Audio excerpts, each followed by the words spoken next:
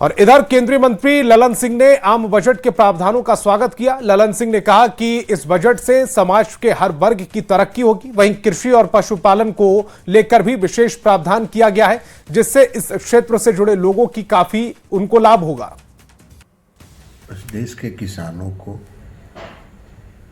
इस देश के युवाओं को, इस देश के गरीबों को, इस देश की महिलाओं को, इस देश के दलित वर्ग और अनुसूचित जनजाति के लोगों को ध्यान में रख के, उनके उत्थान को ध्यान में रख के यह बजट पेश किया गया।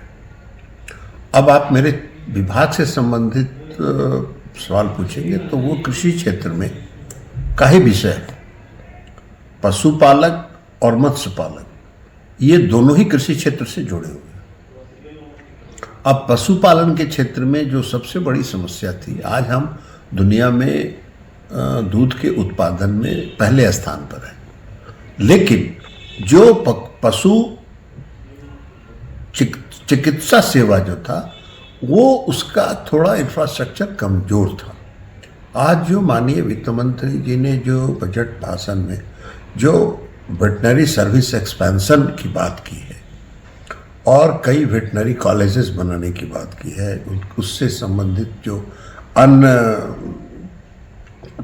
जो असिस्टेंट्स होते हैं उनकी ट्रेनिंग की बात की है, और उसमें उन्होंने यह भी कहा है कि ये विदेशों के अगर कोई निवेशक के साथ संयुक्त रूप से भी स्थापित किया जा सकता है, तो पशु चिकित्सा सेवा का अगर विस्तार हो जाता है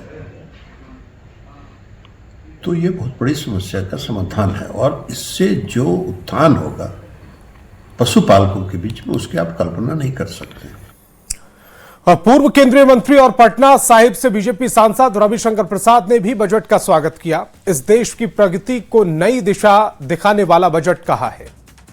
बहुत ही प्रगतिशील बजट है, विकसित भारत का रास्ता स्पष्ट करता है, जहां पर इंफ्रास्ट्रक्चर, जहां टेक्नोलॉजी, जहां किसानों के लिए, दिव्यांगों के लिए, आयुर्वेद के लिए और इन्वेस्टमेंट बढ़ाने के लिए बहुत बड़ी बड़ी बातें की गई हैं, और ईज ऑफ डूइंग बिजनेस को बहुत और तेज गति से आगे बढ़ाया है। मैं अभिनंदन करता हूं माननीय प्रधानमंत्री जी का, निर्मला जी का। ये विकासशील बजट है